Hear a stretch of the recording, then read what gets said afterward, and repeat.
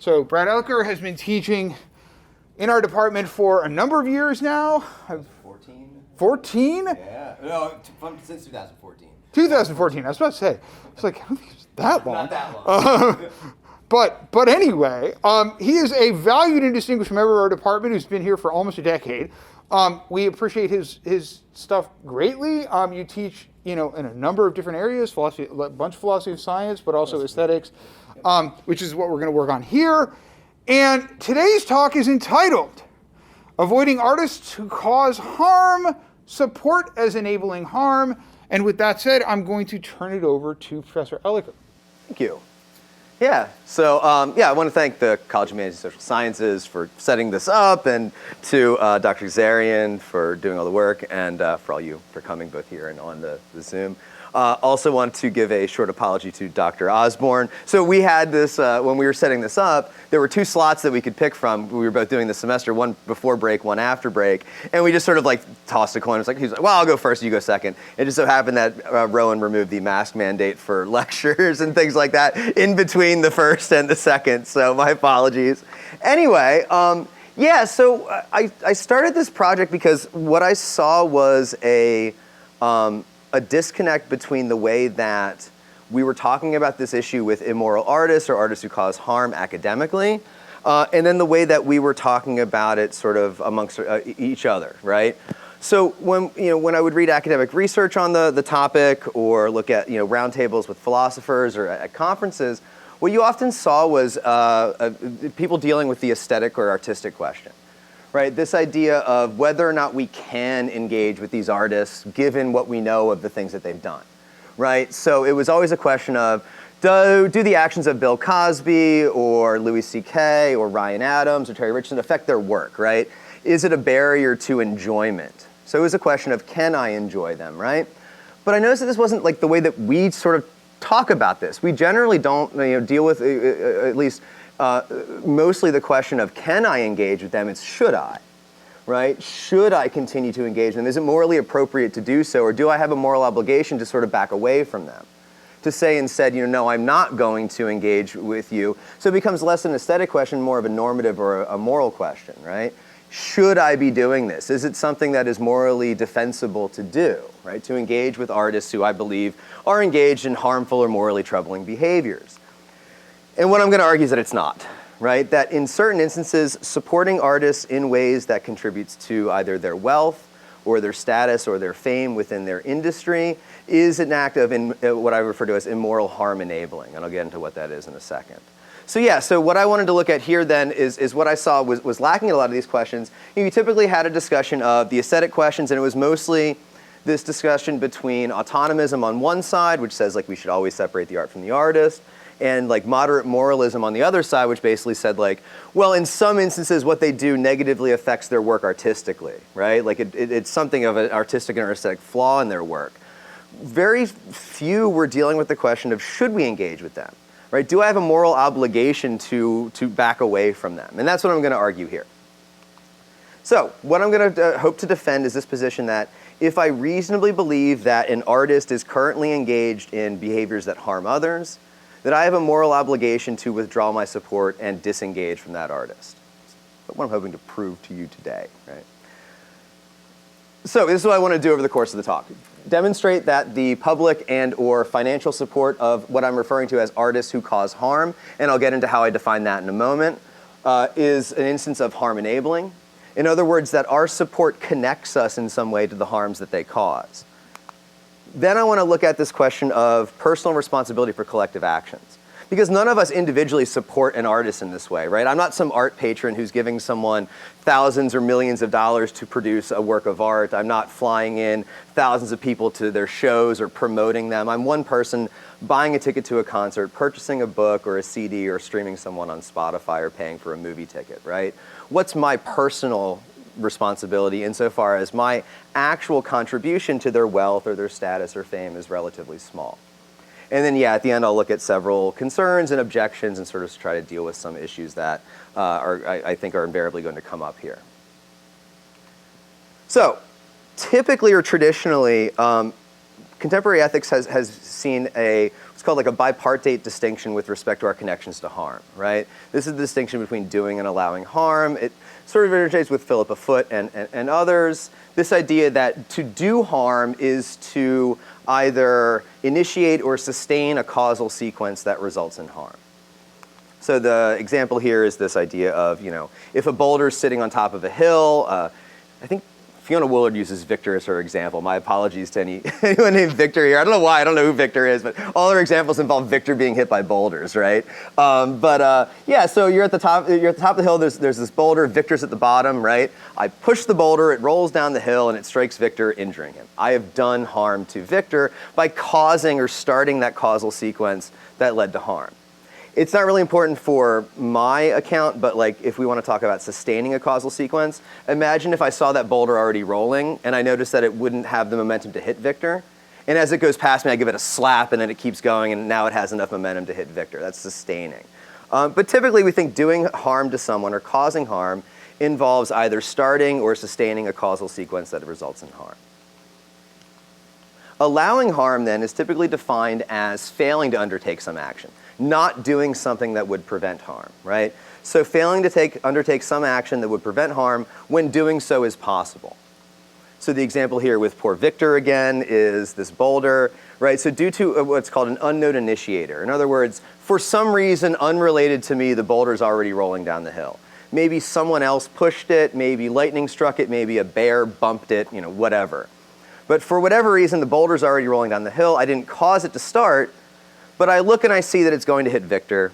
I see my car there. I could easily drive my car between the boulder and Victor on the hill, get away safely, and the boulder would be stopped by my car, thus Victor wouldn't be harmed.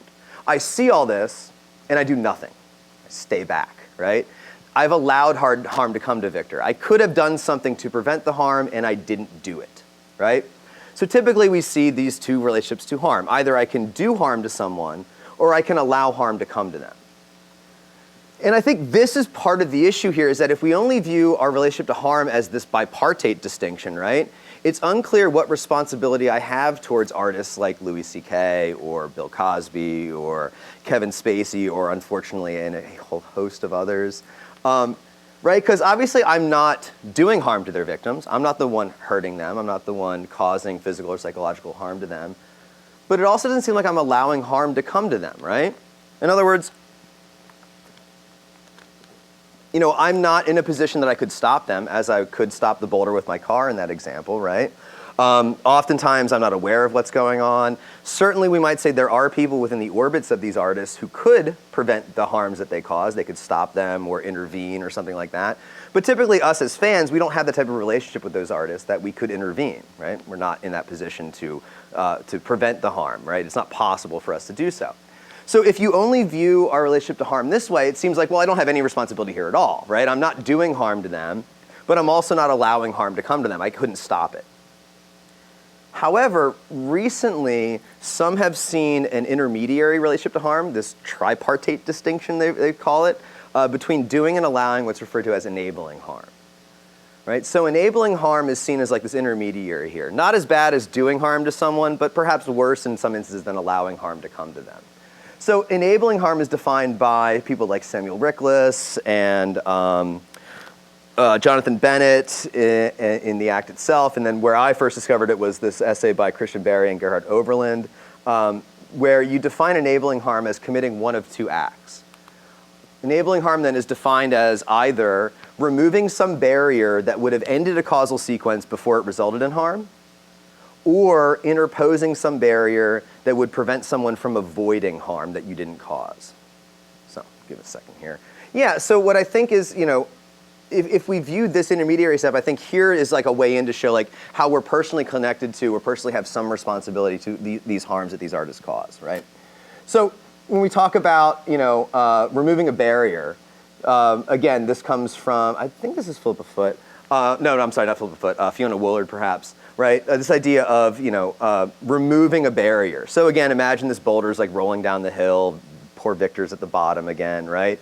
But now in this scenario, there's already a car there on the hill that is going to stop the boulder before it hits Victor, right? So the boulder's rolling, car is there, a car will stop it. I see that, and before the boulder gets to the car, I jump in the car and drive it away. Now the boulder continues to roll down the hill and hits Victor and harms him, right?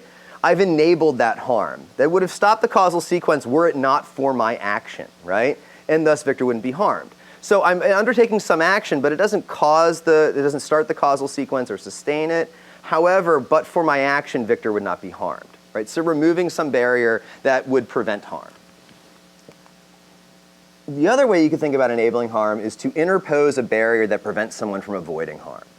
Right, so here imagine the same scenario with Victor rolling, not Victor rolling down the hill, the boulder rolling down the hill. Maybe after the boulder hits him, he'll be rolling down the hill with the boulder. Imagine the boulder rolling down the hill, poor Victor at the bottom again. Now what I do is I take my car and I drive it up next to Victor and I block him from leaving. I prevent him from avoiding the boulder. If there was nothing there, right, the boulder's on the hill, Victor could like jump to the right or jump to the left, right? But if I say park my car in such a way that Victor can't avoid the boulder, again, but for my action, Victor would have avoided being harmed. Thus, I enable harm by blocking his ability to escape, by interposing a barrier that keeps him from avoiding harm. And I think here, we have at least one way to describe how we enable the harm of what I call artists who cause harm, right? So we can think of, and I think that the testimony from survivors and accusers bears out these types of actions here. So I'll show you how I think this relates and then how it relates to like specific artists and actors and things like that. Yeah, we might talk about removing a barrier as like removing the threat of punishment, right? So imagine, I think we tend to think that an artist or a celebrity's wealth and fame, right, removes the threat of punishment for certain actions that would exist for most of us. Right? They can afford lawyers, they can afford litigators, they feel like their wealth and fame within the industry means that they're going to be immune from professional sanction or legal punishment, right? So yeah, removal of the threat of punishment, we might say that an artist has the opportunity to harm a victim. That artist correctly recognizes that the possibility of legal punishment or professional sanction is low because of their influence in the industry and the protections that their wealth provides to them. The artist makes an informed decision then to harm the victim, where they would not have made a decision to harm the victim, perhaps, if that risk of punishment were higher. So I identify that threat of punishment is a barrier that prevents harm in some instances, and insofar as their wealth and fame of an artist allow them to avoid punishment, it removes that barrier. Then, us as fans who support that artist either financially or publicly, right, contribute to that wealth and fame, and insofar then our contribution removes that barrier that would prevent harm. Right? So here we're talking about people like, let's say, Michael Jackson, Kevin Spacy, R. Kelly, Brian Warner, Marilyn Manson, Harvey Weinstein. Again, unfortunately the list goes on, but you can look at, the testimony from people in their circle was that there was no effort there was very little effort in some points to either prosecute, or they were able to litigate their way out of these things, or their circle of protected them in some way, right? In all these instances where they felt enabled to cause harm based on their wealth and status and things like this, right? On the other hand, you might talk about enabling artists who cause harm as this interposition of a barrier that prevents someone from avoiding harm. And here I identify this as this interposition of professional pressure, right? Where these artists, due to their wealth and fame, have the ability to influence others in the industry, to undertake professional reprisals against their victims. So yeah, an artist causes harm to someone with whom they're involved in a professional relationship. That victim feels they can't report the artist or remove themselves from the situation due to the artist's ability to undertake legal actions against them if they report them to the media, or to undertake professional reprisals against them, like blackballing and things like this. And then that threat of these reprisals is only possible because of that artist's wealth and fame, right? Because of their influence and their money. And again, those threats interpose barriers that prevent that victim from avoiding harm. And again, insofar as we contribute to that wealth and fame, we enable that harm that they're able to cause here. So with this interposition of professional pressure, you have someone like Bill Cosby or Louis C.K., the photographer Terry Richardson, the musicians Ryan Adams or Brian Warner, right? And this is bore out by, in testimony from survivors and testimony from accusers, right? The recent documentary on Bill Cosby talks about women models specifically who had supporting roles or sort of walk-on roles, felt that they couldn't avoid going to lunch with Bill Cosby or being put in a position where they were alone with him where he did cause harm to them because of his wealth and status in the industry. They also felt they couldn't report him afterwards because of the risk of professional sanction. If you read, from 2017, the expose on Louis C.K. in the New York Times, his victims talk about being literally threatened by Louis C.K. and his lawyers with, we're going to withdraw you from these opportunities, you'll never work in this town again, these types of things, right?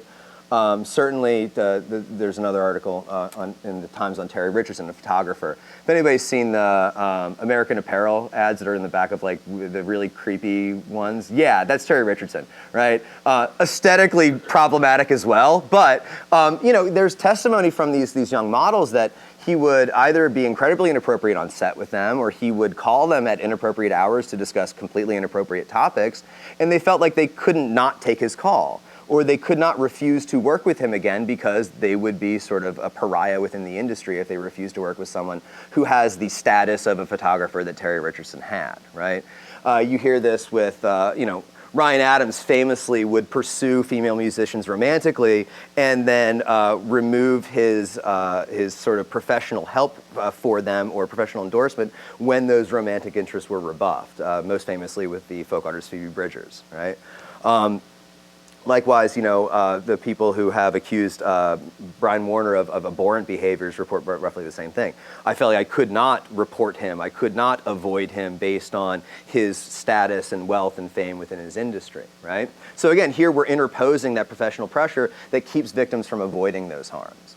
So this is, I think, the ways that we can talk about artists who cause harm and how our support enables them either by removing barriers that would prevent harm or interposing barriers that prevent victims from avoiding harm.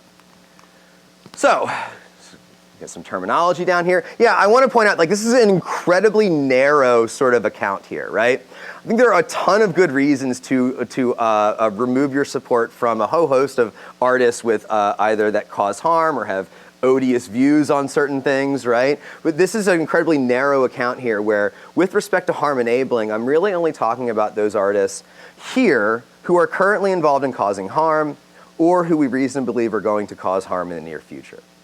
So, this account here intentionally leaves out deceased artists and those who, though they may have caused harm in the past, don't have the possibility of causing harm in the present or the near future. So, in other words, this account doesn't, you can't be used against Gauguin or not supporting a Caravaggio exhibition or something like that. Harvey Weinstein is in jail. One would think that or hope that his ability to inflict harm on victims is removed or at least greatly reduced. When I used to do this before he was let out of jail, I kept Bill Cosby in that list as well, right? And again, you can still have the debate about a man of his advanced age and ill health, whether he has the ability to harm victims now or not. I'm not saying he doesn't. He's certainly proven himself motivated in the past. But this account purposely only focuses on those who are causing harm now or in the near future. I'm sort of working on an account of why we should avoid dead artists who were horrible people, but that's not part of this harm enabling idea here. Also, it only applies to artists who are causing direct physical or psychological harm to others. And I realize this is something that the project needs to work on here, but at least in this account today, what we're not talking about are merely those artists who espouse odious viewpoints. So Roseanne Barr's racism, Mel Gibson's anti-Semitism, J.K. Rowling's transphobia, those types of things. I'm not saying those things don't cause harms. I think they do. And I'm sort of working on an account now, at least with respect to racist humor and the harms that it causes. I think there might be a way to connect that to this. But at least for now, I haven't done the work yet to prove those are harm-enabling reasons to avoid them, right? So again, here, just artists that are causing harm now or in the very near future, or those that, those harms are only those harms that are direct physical or psychological harm.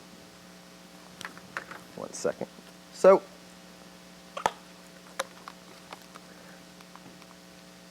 and again, the actions that I'm talking about here are purposely narrow in this account as well. So when I talk about our actions as fans that I think are harm enabling, what I mean are only those actions that provide the artist with public or financial support. right? So buying a ticket to a concert or purchasing a product like a DVD or maybe a book of photographs from Terry Richardson, a Ryan Adams CD, or going to see a gallery opening or a retrospective of someone, right? Those types of things that they profit from, right?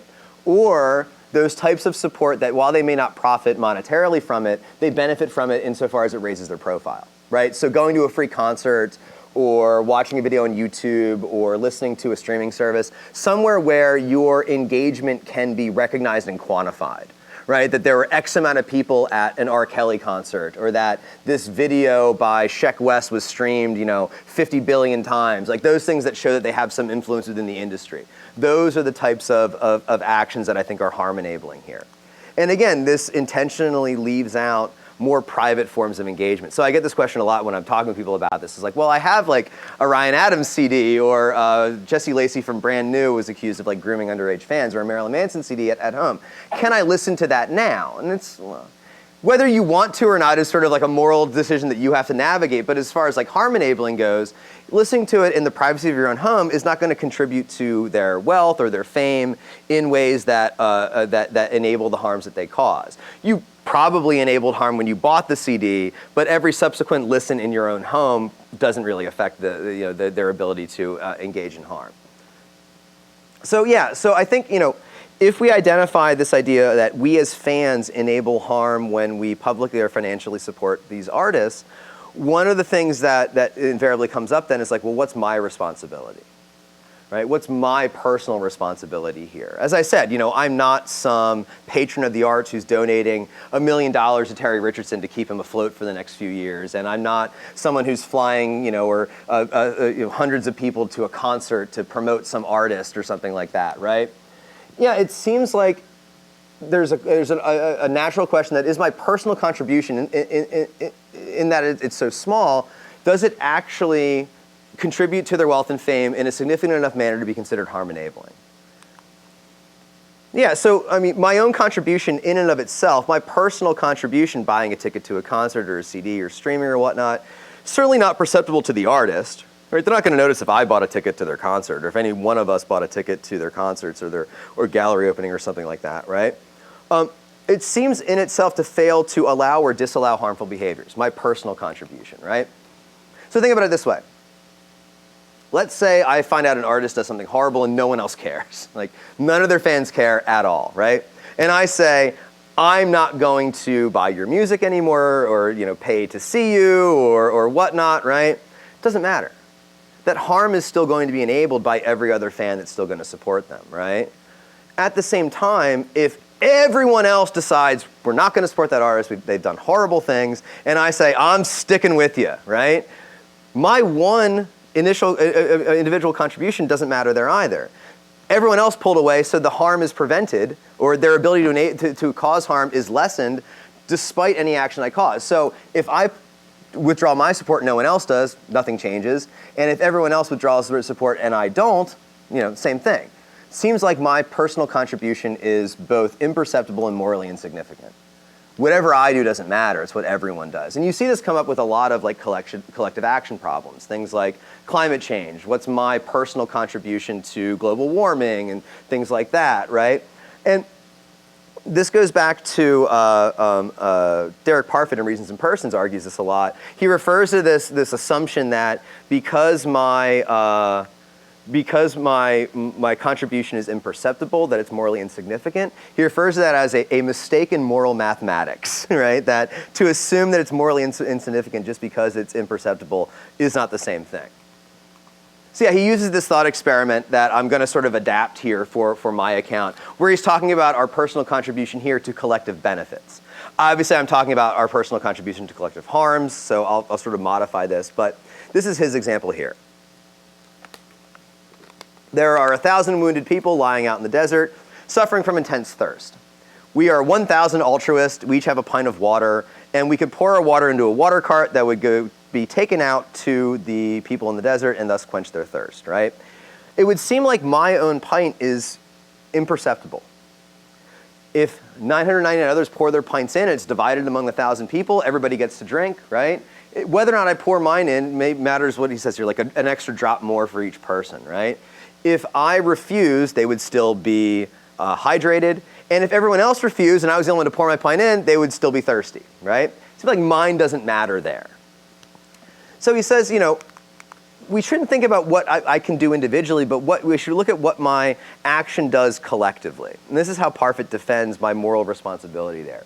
He says, when the best outcome would be the one in which people are benefited the most, and each of the members of some group could act in a certain way, and they would all benefit if most of them acted in that way, and they would benefit the most if they all acted in that way, and each of us knows that and believes that enough of us will act in this way, then all of us ought to act in that way. That's how he sort of describes it, as like looking at what I can do collectively, not what I can do individually, right? I know that if most of us act in this way, we're going to benefit people the most, and if we all acted in this way, we'd benefit them the most that we could. Thus, I have a responsibility to act as well. Now, if we look at it as like collective harms, which is what my concern is here, how we contribute to collective harms, we might say something, I sort of made this up, my apologies if it's not as good as Parfit's, right? But something like I call the egotistical pretzel eaters thought experiment, right? Where there are, again, 1,000 wounded people out in the desert, suffering from intense thirst. Yeah, we're 1,000 egoists eating pretzels, and we're standing next to a cart that already has water meant for these people, right? And I'm really thirsty. I'm wondering if I should take my cup out, right? Well, what happens is if I take my cup out and no one else does, they're still going to have their thirst quenched. And if everyone else takes their cup out and I leave mine in, they're still going to be thirsty. So again, it doesn't seem like my cup there really matters, right? I could take mine out, and if no one else does, they're still quenched, right? And if I say, I'm not going to take mine out, but everyone else does, it doesn't matter, right? They're still going to be thirsty. So again, we could you could sort of shift Parfit's account from harms or from benefits to harms here as well, and say, instead of the best outcome, when the worst outcome would be the one in which people are harmed the most, and each member of some group could act it in a certain way, and they would harm people if enough of them acted in that way, and they would harm them the most if they all acted in that way, and each of them knows those facts and believes that enough of them will not act in that way, then each of us have an obligation not to act in that way too. Right? If we know everybody else is not going to act in that way, and we know that we would benefit everyone if all of us didn't act in that way, then I shouldn't act in that way either. So with artists who cause harm, you could sort of fill it in like this, that the worst outcome would be the one in which victims are harmed the most by an artist, and each fan acted in a way that gave public or financial support to this artist, and fans would enable harm if enough harm to these victims if enough of them provided such support, and they would enable the most harm if they all provided that support, and each fan knows these facts, believes enough fans will withdraw support, and the cost of withdrawing support is not prohibitively high, then each fan has the moral obligation to withdraw public or financial support from that artist.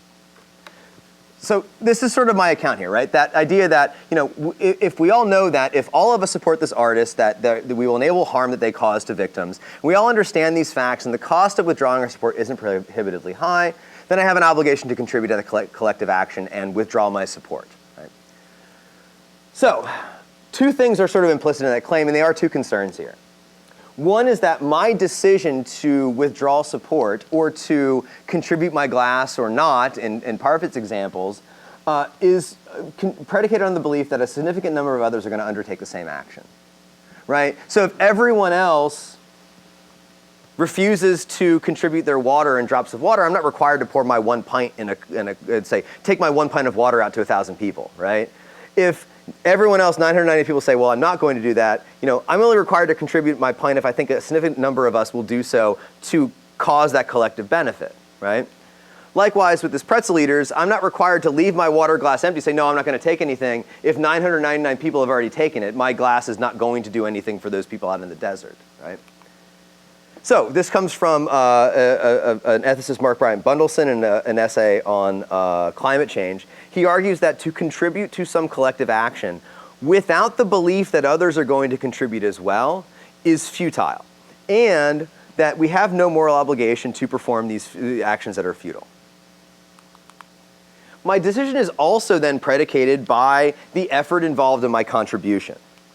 So in drops of water, right, to pour my water glass into the water cart, it'd be harder to justify that I had to do that if I had to like fly there, or if I had to like walk 1,000 miles to get there, right?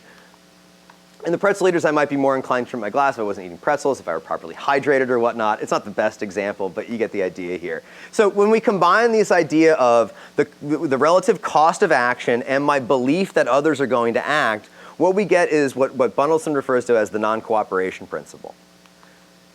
This idea that one should not choose the cooperative action if that option involves a large sacrifice on our part and we have a low level of confidence that others are going to act.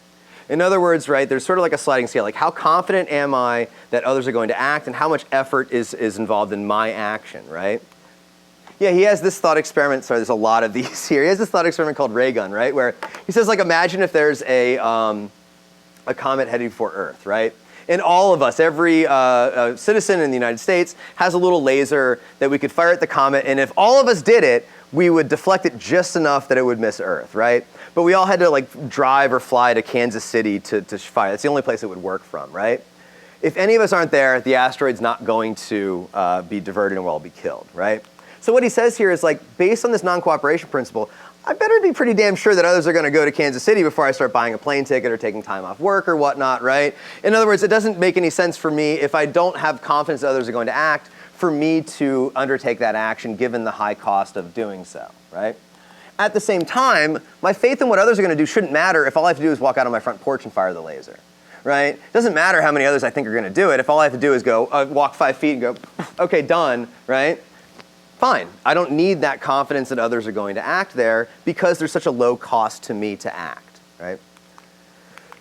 So, yeah, in order to justify my personal contribution to collective actions, I need either a high degree of belief that others are going to act or a relatively small sacrifice on my part. And I think here with our contributions and the way that we contribute to and enable the harm of these artists who cause harm, I think we have both. Right? I can't think of a time in the history of Western art where I have more confidence that people are going to withdraw their support from not only artists who cause harm, but artists who espouse odious viewpoints. I'm not saying we're at a great point, but we're at least better than we were even 20, 30 years ago with respect to like what we will tolerate as fans and when we will withdraw support from artists. So I think there I have as much confidence as I have ever had over the course of Western art history that others are going to remove that support.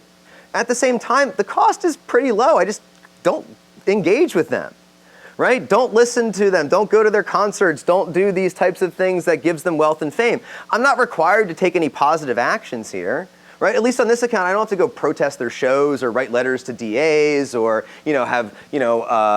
start advocacy groups for survivors. These are all great things to do. They're all morally commendable. But on this account, to prevent that harm enabling just requires me to not do things, to not listen to them, not read them, to not engage them, to not go see them, right? So I think here we have a high degree of belief that most of us are going to, or a lot of us are going to withdraw our support. And it doesn't really, in either way, you can argue whether or not that is the case.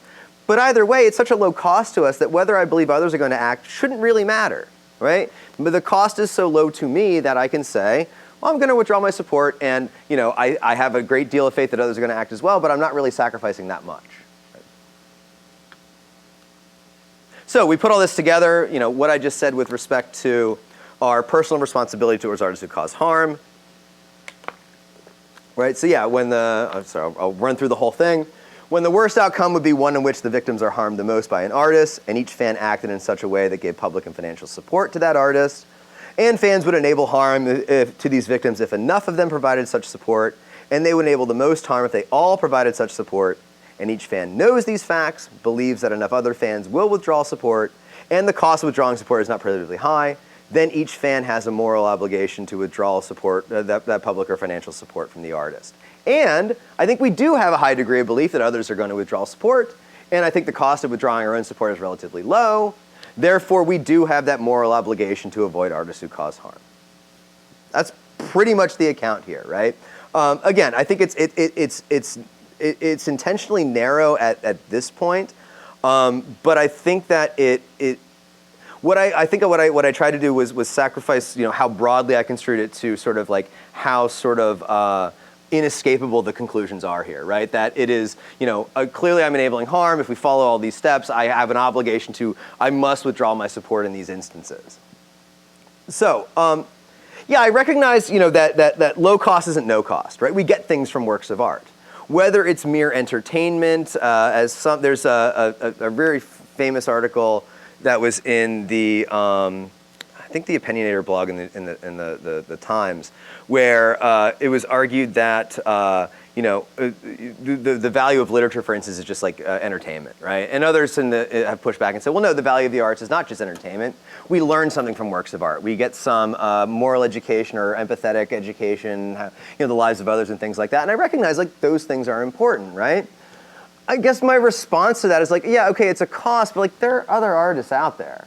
Like there are artists that you could engage with that could perhaps teach you these same things, that you could enjoy as much without contributing to harming others, right? If I like a certain genre of music, there are people that make music similar to maybe Ryan Adams or Brian Warner or whoever, right? If I like certain films or certain, things like that, right? There are other avenues here that I could explore. I guess like if you said, there is no one else that I can ever enjoy and engage with, I guess we can have that conversation. But I just think like, there's so many ways that we could enjoy the arts without sort of enabling these types of harms, right? Also, I do want to make clear here, and I always try to stress this when I'm talking about this, like this idea of like removing support from artists when we enable harm is only a necessary condition to withdrawing that support. It's not sufficient. In other words, like I don't have to prove to you that you're enabling harm, or I don't have to prove to you that I'm enabling harm just to defend removing my support from an artist. I could say I don't want to support them because I think they're a racist. Or I think that they are, have odious views about Jews or about trans people or a whole host of things that they've done in the past, right? I may just find their works distasteful. I don't have to justify it by saying that it is harm enabling to say that I'm going to remove my support. All I'm saying here is that when I do know or believe that my actions are enabling harm, it's necessary for me to withdraw that support. That in those instances I have to do it. But there are other fine reasons for withdrawing your support outside of harm enabling. I don't want this to be construed that like I'm trying to defend the position that the only reason to withdraw support is when you're enabling harm. There's a host of reasons why you might want to disengage from an artist. Harm enabling is one of them where I think you must disengage from them.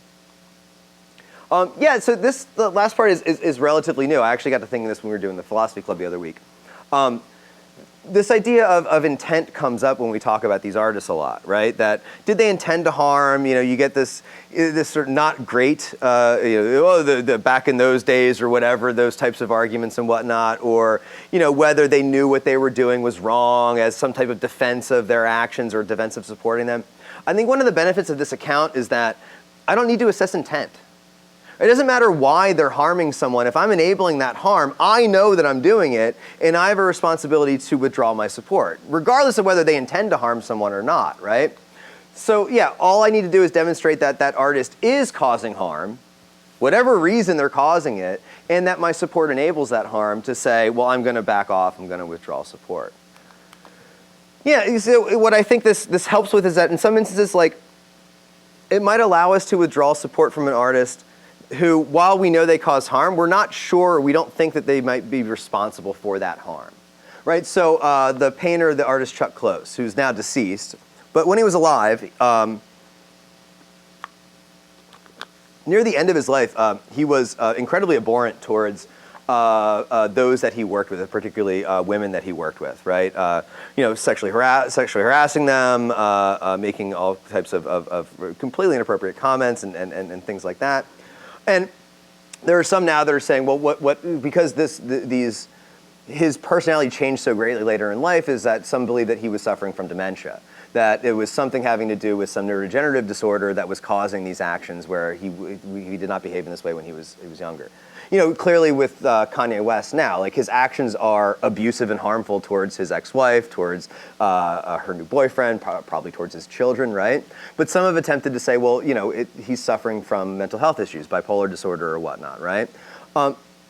That's fine, but again, all I need to say is, yeah, but he is causing harm to these people, and I'm helping him do it, right? My support is allowing him to make a video where he fantasizes about murdering Pete Davidson or whatnot, right? My contributions here enable that harm that he causes. Whether he means to cause harm or not, for this account is kind of irrelevant, right? That he is causing harm means that I should withdraw my support because my support is enabling that harm. Yeah, I mean, at the very least, I think it does help avoid engaging with like those apologists for these artists who might say, well, they didn't mean it, or they they didn't intend to harm, or you can just say, well, it doesn't matter on this account. What matters is that they did cause harm, and I enabled the harm that they caused by either allowing them to avoid punishment or allowing them to impose professional pressure. Whether or not they intended to harm is sort of irrelevant for my moral responsibility. It might be relevant to their moral responsibility, but this is a kind of like our moral responsibility as fans, right? So that's basically it at this point. Like I said, I'm working on an account of like what we should do morally with respect to artists who are deceased.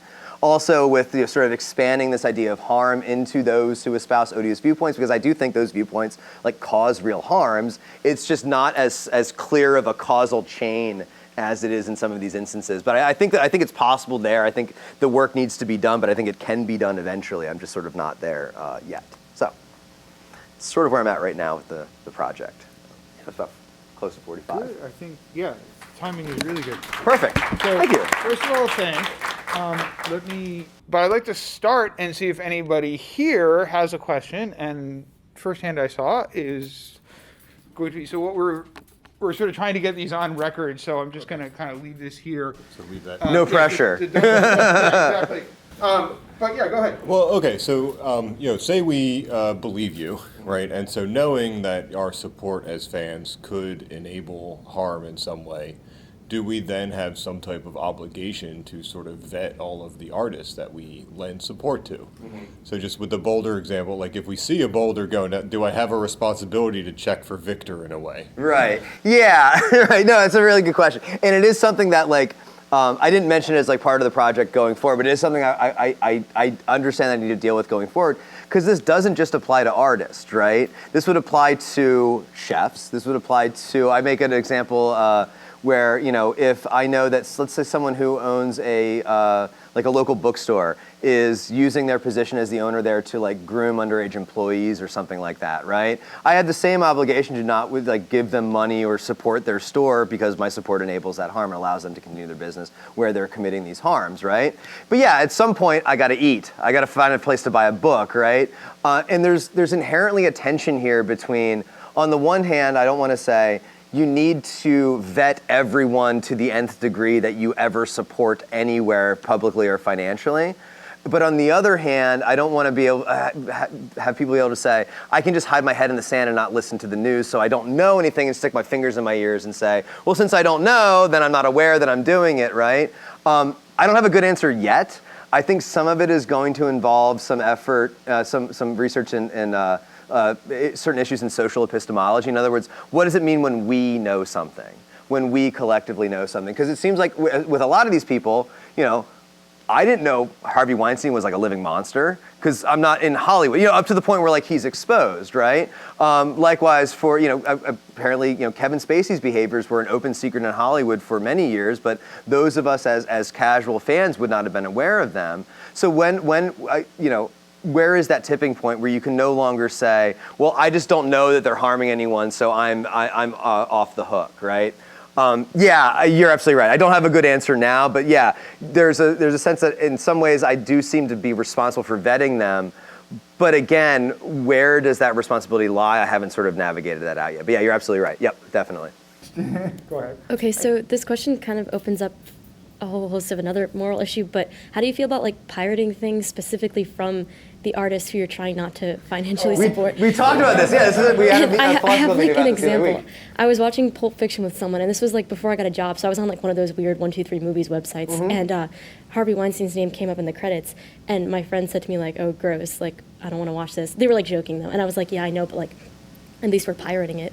And then he was like, is this the only time we can like morally brag about like pirating a movie? And I was like, maybe. But then I was like, am I inadvertently taking money away from like Uma Thurman? I like Uma Thurman. I don't want to do that to her. So yeah. So there's two issues there, and one I think. So this is actually what started this a few years ago. Was like, is it more moral to pirate things from artists that I find like? I think it was like when the XXXTentacion had come out, and you realized like what a horrible person he was.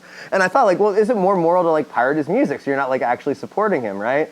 I think on the one hand there, you could either say, yes, it is, and just like steer into the curve there and say like, yeah, theft is wrong, but in this case, like the harm you're enabling is justifies that if you want to sort of take that route. Or I think a cop-out answer would just be like, most people track like how much their thing is pirated as well, right? So for like Game of Thrones, you not only heard what the ratings were on HBO, you heard how many people downloaded it illegally that week as well. So insofar as like those numbers contribute to their influence or their fame or whatnot, it might be sort of supporting them in a different way, right? But yeah, no, I depending on your view of theft and ethics, and it depends on whether you see yourself as like more utilitarian or what, you might say the lesser evil here is to steal from a horrible artist rather than to be honest and not steal and support someone who is going to use that wealth and fame in ways that harms others. So yeah, no, I think you're absolutely right there. And I think it just goes back to how you view ethics, right? Hello, thank you for the talk. So I don't know how you would navigate this, but I feel like the problem that would arise isn't so much like, of course this certainly is a problem, but people wouldn't really argue, oh, well, my contribution is so small, like, does it really matter if I'm engaging in like, and interacting with their work? It's more of like, well, harm is subjective inherently, right? Like, well, it's their word against, against the victim. Like, how do I know that R. Kelly really raped those underage women? How do I know that they're not lying just to kind of strip him down? Like, I don't think that the problem is so much about the contribution as much as it is about knowing the inherent subjectivity of harm. Yeah. Mm-hmm. So how would you navigate that? Yeah, I mean, I think there it's I would say for us, I think that we all make those decisions with respect to like who we trust and who we don't in a whole host of areas in our lives, right? What accounts we find compelling, what accounts we don't find compelling. I think that those accounts are compelling both for the personal accounts and the number of accounts in a lot of these instances, right? But I think that's a debate about what we believe is taking place, right? And I think we should try to convince others that this is true and these things are taking place and these people are harming people in the ways that their accusers are claiming that they are, with the purpose of saying you should stop supporting them because of those reasons, right? Yeah, I think that would come down to a debate as to who counts as an artist who causes harm, right?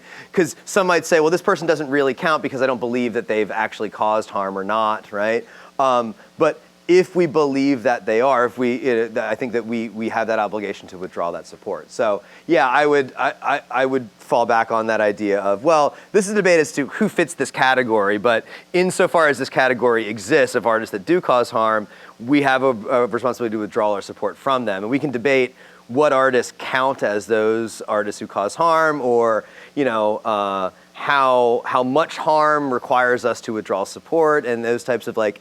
I think those are more practical questions about where the criteria is applicable. I think you're right. Those are going to be things that we are navigating now, and we're navigating them in different ways than we were in the past. And you see, even people within philosophy of art navigating that differently now with respect to like, well, we gain something from art, but is it really important enough to justify letting people who harm others off the hook, right? You saw, support for artists who we knew harm people in ways in the 1960s, 1970s, 1980s that I think you're thankfully not seeing now. So I guess some of that just sort of is going to be navigated as we sort of start figuring out who is responsible for what we're willing to tolerate and what we're not. But yeah, I think I would say that's a practical concern about who fits the category. But the category exists, and if we think that they fit the category, we shouldn't support them anymore. So.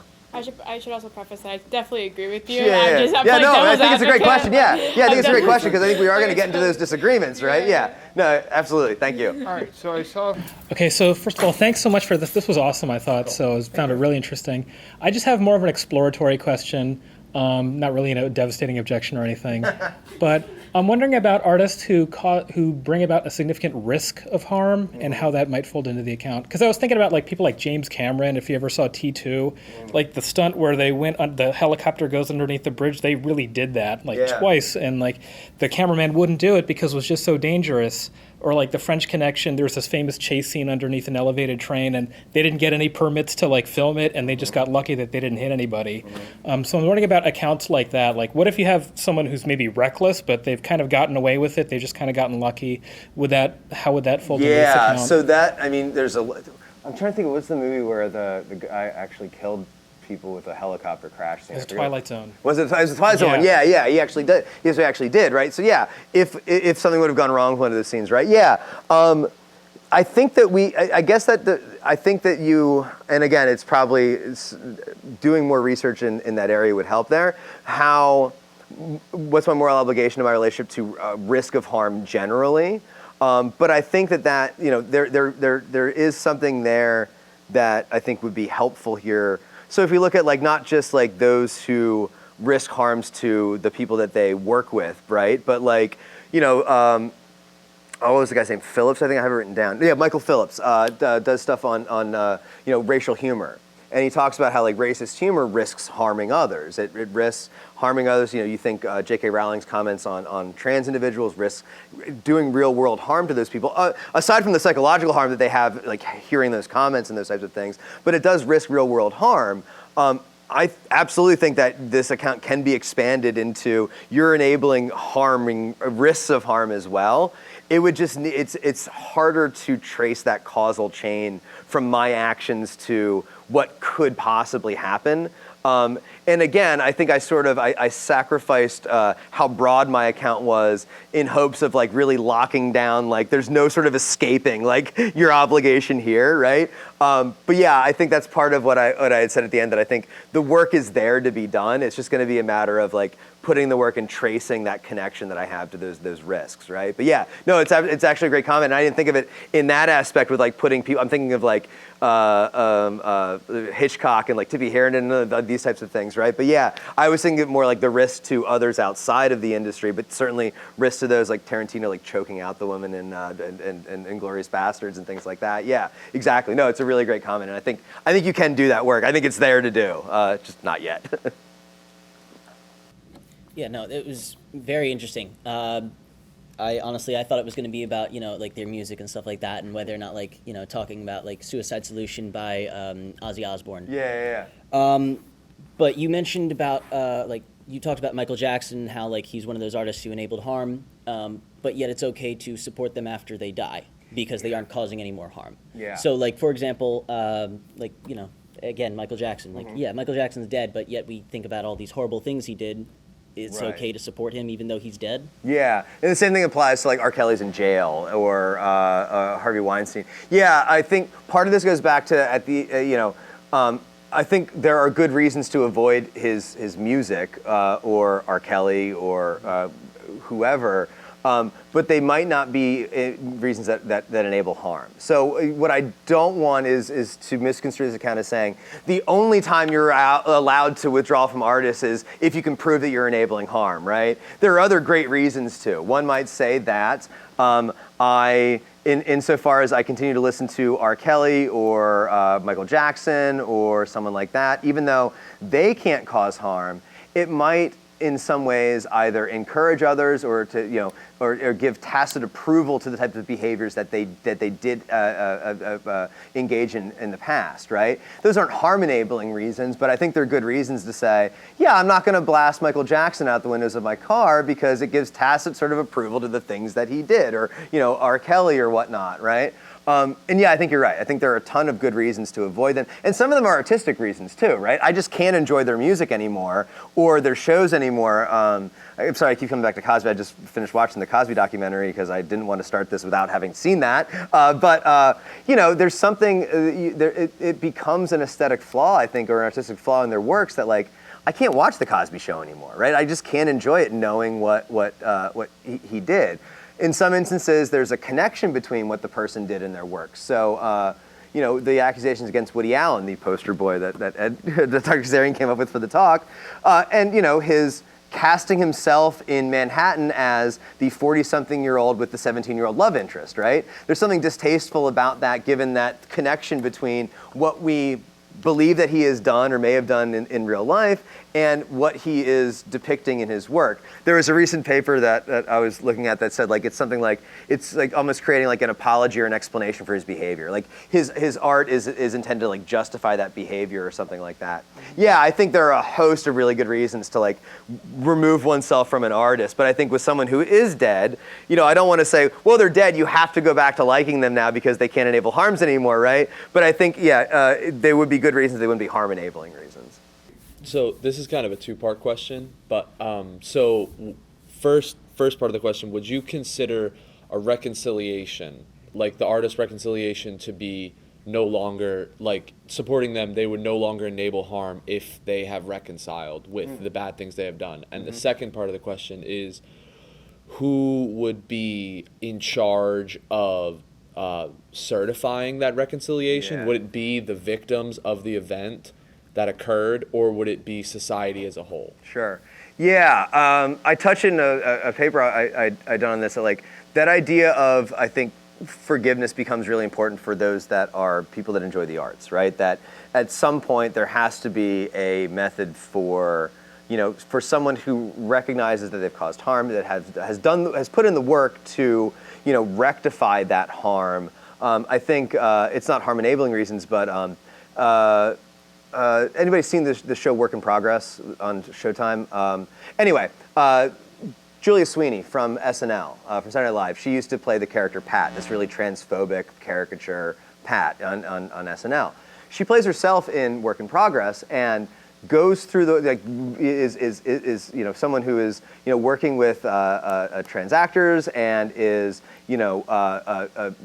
as herself navigating the harms that her character caused, right?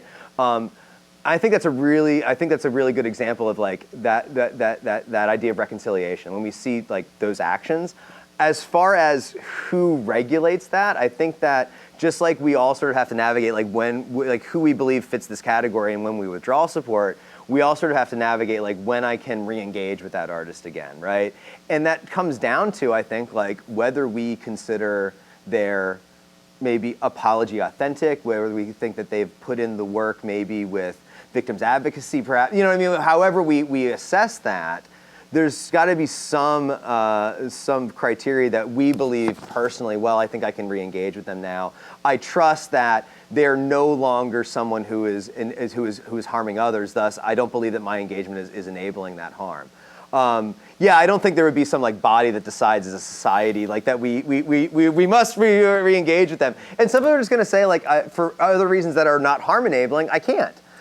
Regardless of whether I think their apology is sincere, whether I think they've really changed, the things that they've done are just too horrible for me to ever engage with them again, right? I don't think it's going to happen, but even if, Bill Cosby came out tomorrow with a very sincere apology and started putting in work with, victims advocacy groups and admitted to everything he did and made, reconciliations to everyone he ever harmed his entire life, I think most are just going to say, I'm still not watching The Cosby Show. You know what I mean? So, I don't know. Yeah, I think that idea of forgiveness for artists is important because we need to have a discussion of well, what does reconciliation look like, right?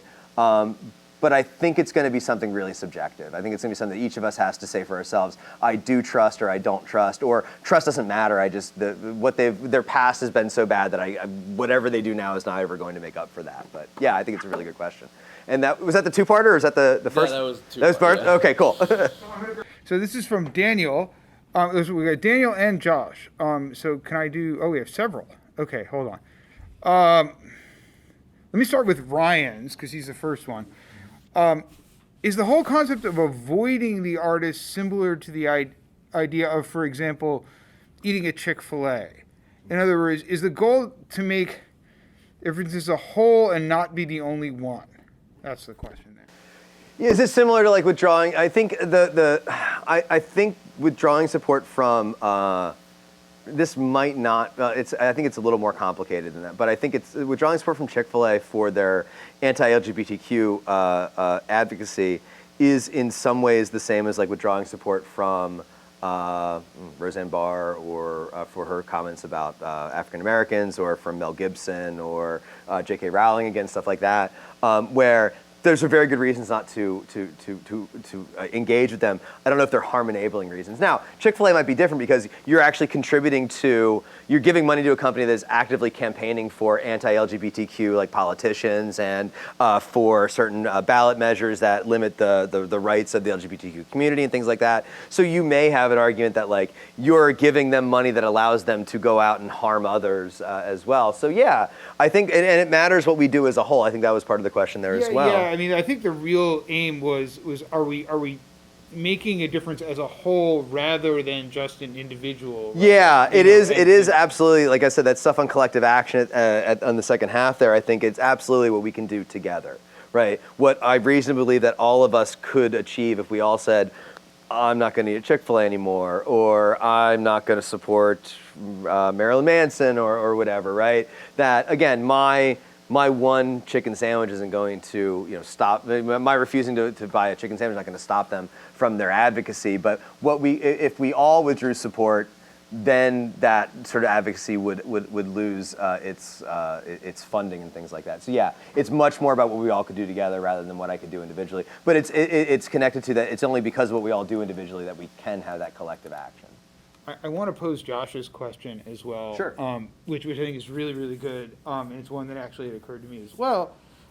For things like movie or music where multiple people are involved in the creation, and especially the Harvey Weinstein example where you've got a producer here. He's not even actually involved in the creation. He's not an artist, right? There's lots of artists who work on these things, and this is someone who's doing the money work, right?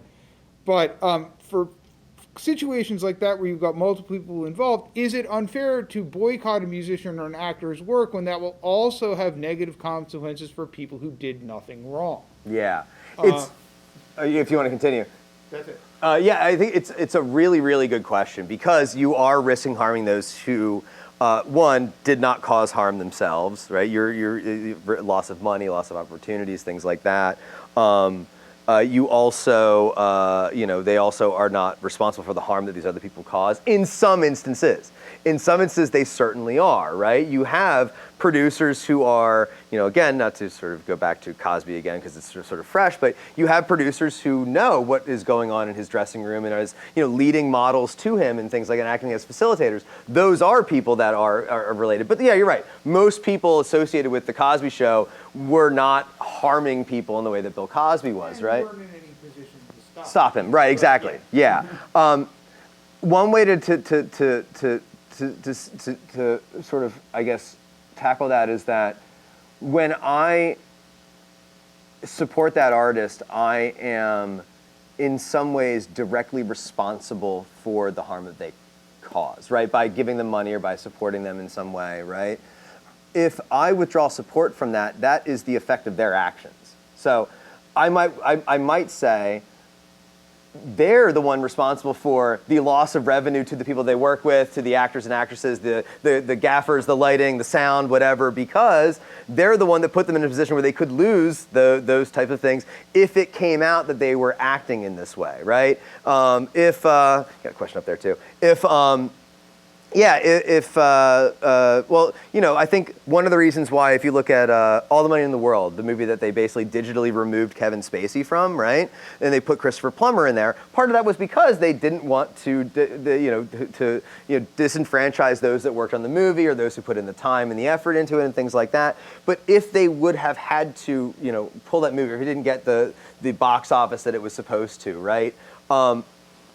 That's sort of on Kevin Spacy, that's on, I think that's on that person. And again, I feel like the problem there would be to say, well, I'm required to go to see this movie or to not withdraw support from them so that they don't experience some of the consequences of their actions. And the consequence of their actions is that others were harmed, not just your victims, but a whole host of people that you work with are harmed by the things that you do.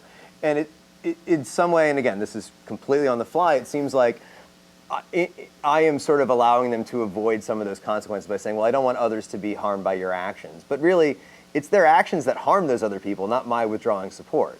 Yeah, I mean, I would. Again, that's just an on the fly. Following up for because this is, I think, interesting discussion. There's also this question of how are you, if the goal here is to actually interrupt somebody's ability to continue doing this, right? That might change the calculus a little bit relative to, and that seems to be the key thing. Exactly. Yeah, I think that's a good way to say right, to interrupt their ability to. Right, and so I might have to sort of live with the harm it does to other people. Yeah. Insofar as part of what's at stake here is this person's continued ability to. Sure. Yeah. I don't know. Yeah. No. Absolutely. I think you could make that argument that despite the financial loss to people that the preventing someone being harmed in the way that these artists are harming people is sort of worth that cost, regardless of who's responsible for that loss of financial support for those who had nothing to do with it. But I still stand by it. I think it's the artist that's responsible for that, not those that withdrawal so support. Can I throw one more? I know there's a question. Is there a question In the back? there? Daniel asked, do we fear that harm might, insofar as it could be a subjective term, that there might be a fear here that we end up suppressing a healthy artistic freedom in certain cases of perceived harm. So insofar as harm could be debatable, do we end up having potential for harming artistic freedom in this? I think only insofar as we harm freedom to pursue any career, I guess, right? So if the harm is in the artwork itself, then you can have a discussion about artistic freedom, right? Is someone free to, like Leni Riefenstahl, advocate for the Third Reich in her films, right? Well, that's a question of artistic freedom, but I'm not required to engage with her works if I find them distasteful, right? Certainly Roseanne Barr or Louis C.K. has the ability to joke about whatever horrible thing they want to joke about her. I guess Dave Chappelle would be a better example than Louis C.K. Well, Louis C.K. now, kind of, but in any event, right? But I'm not required to engage with them. I don't think that hinders their artistic freedom. But if it's something outside of their work, I don't think it involves artistic freedom any more than it involves anyone's ability to freely undertake any career that at any point could be affected by their own actions, right? They could get fired from a job, or no one wants to go to their restaurant anymore because they, said something horrible to a customer or whatnot. Sure, it affects their freedom to do their job, but it's affecting their freedom to do their job based on their actions. So thank you all. This was great. The online questions were great. Thank you, everyone. The in-the-room questions were great. The talk was great. You were great. I don't think I was great. I think I botched a couple of things here, but this was really awesome. And so we have one more talk in a couple of weeks here. Naveed Mansari from Princeton is going to come talk to us about some really interesting stuff in sort of political theory and media theory and a bunch of other stuff. The talk is called Organs Without Bodies. Or Organs Without Parties, I'm sorry, not the title of the Zizek book, but it's about the leader and the crowd in the Iranian Revolution. So something completely different, but also great. 2 weeks from today at this time, hopefully I'll see some of you here. Until then, thank you very much, and help me thank Professor Elicker. Thank you all. Thank you.